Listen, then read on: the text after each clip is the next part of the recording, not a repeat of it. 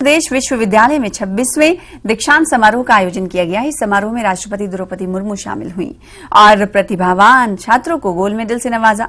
समारोह को राज्यपाल शिव प्रताप शुक्ल, सीएम सुखविंदर सिंह सुक्खू और राष्ट्रपति द्रौपदी मुर्मू ने संबोधित किया। अपने संबोधन में राष्ट्रपति ने प्रसन्नता जताते हुए कहा कि हिमाचल प्रदेश विश्वविद्यालय में पढ़ने वालों में 70% लड़कियां हैं। इसके अलावा उनसे सम्मान प्राप्त करने वाले 10 छात्रों में भी 7 लड़कियां हैं। यहां अपने संबोधन में राष्ट्रपति ने दिव्यांग छात्रों को दी जा रही सुविधाओं पर भी खुशी जताई और नेकराम शर्मा को पद्म पुरस्कार मिलने पर बधाई भी दी। किसी भी उच्च शिक्षण संस्थान के लिए दीक्षांत समारोह अत्यंत महत्वपूर्ण होता है और यह समारोह माननीय राष्ट्रपति श्रीमती द्रौपदी मुर्मू जी की उपस्थिति से और भी खास हो गया है। यह उस संस्थान में अध्ययनरत विद्यार्थियों के जीवन का वह पड़ाव है जब वह शिक्षा पूर्ण करके व्यवहारिक रूप देने के लिए जीवन की यात्रा प्रारंभ कर रहे हैं। भारत के उच्चतर शिक्षा परिदृश्य में हिमाचल प्रदेश विश्वविद्यालय का एक विशिष्ट स्थान है। यहाँ देश विदेश से हजारों विद्यार्थी अध्ययन एवं अनुसंधान संबंधी गतिविधियों के लिए आते हैं। मुझे प्रसन्नता है कि राष्ट्रीय मूल्यांकन एवं प्रत्यायन परिषद ने विश्वविद्यालय को एक बार पुनः ए ग्रेड प्रत्यायन प्रदान किया है, जिसके लिए मैं विश्वविद्यालय के परिवार को हार्दिक बधाई देता हूं। उपाधि एवं पदक प्राप्त करने वाले सभी छात्र छात्राओं के लिए आज आत्ममंथन का दिन है। वे अपनी अभी तक की चुनौतियों और उपलब्धियों पर दृष्टि डालें और विचार करें कि यहां तक की उनकी यात्रा कैसी रही। यह अपनी दुर्बलताओं श्रेष्ठताओं को पुनः पहचानने का समय है। यह आपकी लंबी यात्रा का एक पड़ाव मात्र है और अभी आपको बहुत दूर तक जाना है। आज उपाधि प्राप्त करने वाले छात्र छात्राओं और मेडल विजेताओं से मैं विशेष रूप से कहना चाहूंगा कि अपने समाज, राष्ट्र और राज्य के प्रति आप सबकी एक अहम भूमिका है, जिसे आपको पूरी निष्ठा के साथ निभाना है। मैं आप सभी को हिमाचल प्रदेश विश्वविद्यालय के 26वें दीक्षांत समारोह के अवसर पर शुभकामनाएं देता हूं। आज के इस गरिमामय समारोह में सभी स्टूडेंट्स को आशीर्वाद देते हुए आपके मंगलमय भविष्य की कामना करता हूं।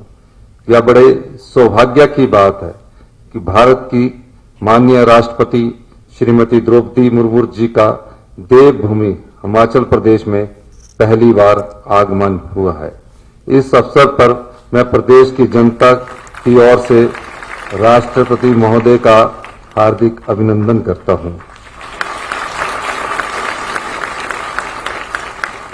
मेरे लिए बहुत खुशी की बात है कि आज के इस दीक्षांत समारोह में 100 से ज्यादा स्टूडेंट्स को गोल्ड मेडल और लगभग 100 विद्यार्थियों को पीएचडी डिग्री दी जा रही है। ऐसे कार्यक्रमों से विद्यार्थियों का उत्साह बढ़ता है और लगातार आगे बढ़ने की प्रेरणा मिलती है। यही उत्साह और प्रेरणा जिंदगी में सफलता प्रदान करती है। हिमाचल प्रदेश विश्वविद्यालय भूगोल और पर्यावरण की दृष्टि से उत्तम शैक्षणिक वातावरण प्रदान करता है। यहाँ के विद्यार्थियों ने एकेडमिक्स और रिसर्च के साथ साथ खेलकूद एवं सांस्कृतिक गतिविधियों और राजनीति में भी परचम लहराया। वर्ष 1970 में स्थापित हुई इस विश्वविद्यालय में उच्च शिक्षा के क्षेत्र में एक अत्यंत प्रभावशाली भूमिका निभाई है। इस संस्थान के पूर्व छात्रों ने कला, चिकित्सा, न्यायपालिका, खेलकूद, समाज सेवा, राजनीति और प्रशासन सहित अन्य क्षेत्रों में अपनी विशेष छाप छोड़ी है। मुझे पूरा विश्वास है कि विश्वविद्यालय के पूर्व छात्र और शिक्षकों के मार्गदर्शन में आप सभी सफलता के नए कीर्तिमान स्थापित करेंगे तथा हिमाचल प्रदेश और पूरे भारत का मस्तक ऊंचा करेंगे। देवियों और स्वजनों, हिमालय की ये धरती तो पर त्याग तथा अध्यात्म और धर्म की पावन भूमि है। इस धरती ने देश की रक्षा के लिए अपना सर्वोच्च निछावर करने वाले अनगिनत वीरों को जन्म दिया है। महात्मा गांधी नेताजी सुभाष चंद्र बोस, गुरुदेव रविंद्रनाथ टैगोर तथा पूर्व प्रधानमंत्री श्री अटल बिहारी वाजपेयी भी इस भूमि से आकर्षित होकर यहाँ पर प्रवास करने के लिए आए थे। लंबे समय तक देश का स्मार्ट कैपिटल शिमला का भारतीय जनमानस के हृदय में एक विशेष स्थान है। देश के कई भागों में अचानक ठंड बढ़ने पर लोग अक्सर आम बोलचाल में कहते हैं कि आज शिमला जैसा ये लग रहा है। लेकिन आज जलवायु परिवर्तन का प्रभाव इस क्षेत्र की इकोलॉजी को भी पड़ रहा है। ऐसी परिस्थितियों में हिमाचल प्रदेश विश्वविद्यालय का ये कर्तव्य है कि वो स्थानीय समुदाय की जरूरतों और इस क्षेत्र की इकोलॉजिकल चैलेंजेस को ध्यान में रखते हुए रिसर्च और इनोवेशन को बढ़ावा दे और विकास के लिए पर्यावरण अनुकूल समाधान विकसित करने का योगदान दे। तो दीक्षांत समारोह में राष्ट्रपति शामिल हुई और न सिर्फ शामिल, उन्होंने संबोधन भी किया और अपने संबोधन में लड़कियों के अनुपात के हवाले से खुशी प्रसन्नता जाहिर की। और इस वक्त भी दीक्षांत समारोह चल रहा है। कुछ देर पहले हमारे संवाददाता हमारे साथ जुड़े हुए थे। एक बार फिर से राजेंद्र शर्मा जुड़ चुके हैं, दीक्षांत समारोह को बड़े ही करीब से कवर कर रहे हैं। राजेंद्र, इस वक्त क्या कुछ तस्वीरें आप दिखा पाएंगे और क्या कुछ खास बातें इस वक्त की?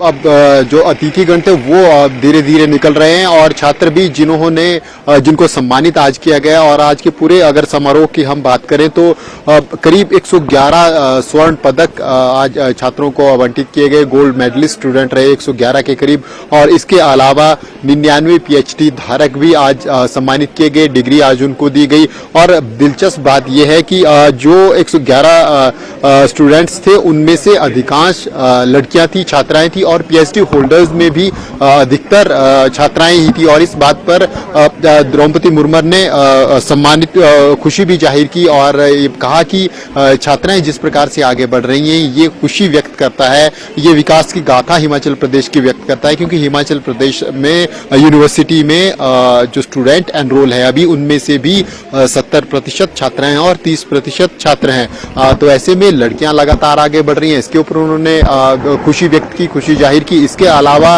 एक और उन्होंने रास्ता हिमाचल प्रदेश विश्वविद्यालय को दिखाया कि किस प्रकार से किसानों की सहायता की जा सकती है, किस प्रकार से स्टार्टअप में जो इन्वॉल्व स्टूडेंट्स हैं या युवा हैं उनकी यूनिवर्सिटी सहायता कर सकती है। क्योंकि ये दोनों ही सेक्टर ऐसे हैं जहां जिनको हिमाचल प्रदेश विश्वविद्यालय अच्छी सहयोग भी कर सकता है और आने वाले समय में एक अच्छा करियर इन दोनों फील्ड में हो सकता है। तो शोध और तकनीक के ऊपर उन्होंने अधिक फोकस करने की बात कही। इसके अलावा राज्यपाल ने भी अभिभाषण दिया और राज्यपाल ने जिक्र किया खासकर नशे की जो बढ़ती प्रवृत्ति को रोकने के लिए किस प्रकार से स्टूडेंट एक्टिव रोल निभा सकते हैं। शिक्षण संस्थानों और उनके आसपास नशा बिक्री करने वाले लोगों को आइडेंटिफाई करने का आह्वान राज्यपाल ने किया और एक कैंपेन छेड़ने का बात उन्होंने कही। और आज के पूरे दिन की अगर हम बात करें तो एक बेहतरीन माहौल, और खासकर उन स्टूडेंट्स के लिए जिनको आज गोल्ड मेडल मिले और उन स्टूडेंट्स के लिए जिनको PhD की डिग्री देकर सम्मानित किया गया।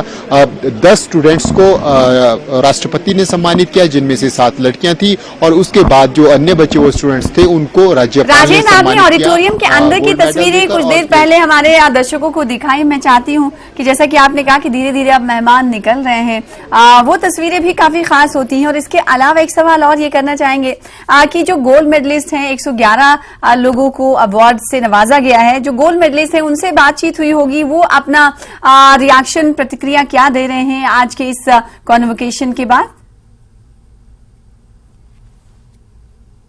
से बात की तो उनका कहना यही था। बड़ी दिलचस्प बात है और जो बैकग्राउंड है स्टूडेंट्स का वो काफी इंटरेस्टिंग है। गोल्ड मेडलिस्ट जिनको सम्मानित किया गया उनमें से संस्कृत की जो टॉपर छात्रा है वो एक कांस्टेबल है, पुलिस कांस्टेबल है और पूरे प्रदेश में संस्कृत में टॉप स्टूडेंट ने किया है। तो हम देख सकते हैं। इसके अलावा एक डॉक्टर हैं जो अपने प्रोफेशन में काम कर रहे हैं। अब 3 से 4 स्टूडेंट उनमें से ऐसे हैं जो काम भी कर रहे हैं और पढ़ाई भी कर रहे हैं और दोनों ही क्षेत्रों में बेहतर काम कर रहे हैं। दोनों ही क्षेत्रों क्षेत्रों में अपना बेस्ट दे रहे हैं। हम समझ सकते हैं कि एक कांस्टेबल कैसी उनकी ड्यूटी होती है, कितनी सटीक उनको काम करना होता है, और दूसरी तरफ पढ़ाई में भी आप इतने अव्वल हैं कि आपको गोल्ड मेडल मिलता है पूरे प्रदेश में।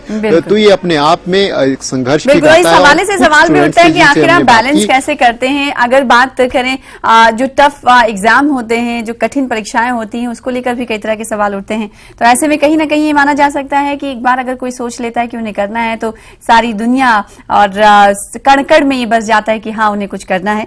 इसी तरह की मिसालें कहीं ना कहीं यहाँ से भी निकल कर सामने आ रही। बहुत शुक्रिया राजेंद्र हमारे साथ जुड़ने के लिए और इस खबर पर तफसील से जानकारी देने के लिए। तो राष्ट्रपति के हाथों सम्मानित होने वाले गोल्ड मेडलिस्ट छात्रों ने अपने अनुभव न्यूज 18 JKLH से साझा किए हैं। छात्रों ने क्या कहा, आइए आपको सुनाते हैं।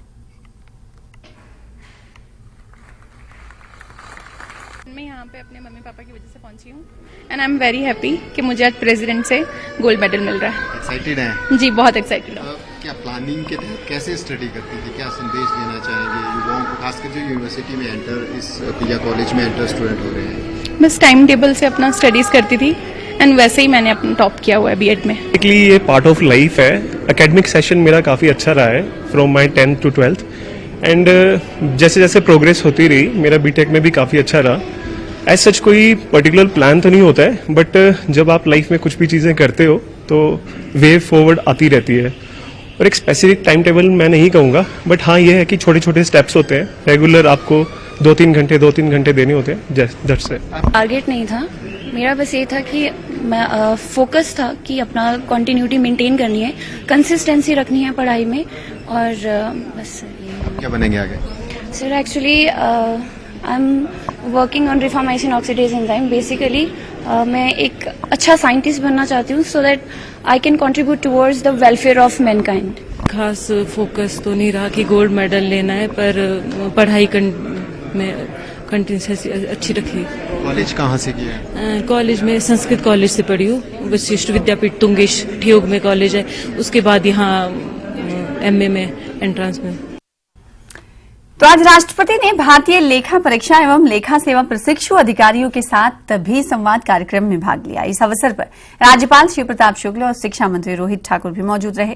कार्यक्रम में उप नियंत्रक एवं महालेखा परीक्षक परवीन मेहता ने राष्ट्रपति का स्वागत किया और प्रशिक्षु अधिकारियों के प्रशिक्षण कार्यक्रम के बारे में जानकारी दी। कार्यक्रम के दौरान प्रशिक्षु अधिकारियों के प्रशिक्षण कार्यक्रम के दौरान अपने अनुभव साझा किए। यहां राष्ट्रपति ने कार्यक्रम को संबोधित किया। अपने संबोधन में राष्ट्रपति ने कहा कि लेखा परीक्षा के इस सर्वोच्च संस्थान की भूमिका केवल निरीक्षण तक ही सीमित नहीं है, बल्कि नीति निर्माण में आवश्यक सहयोग प्रदान करना भी है।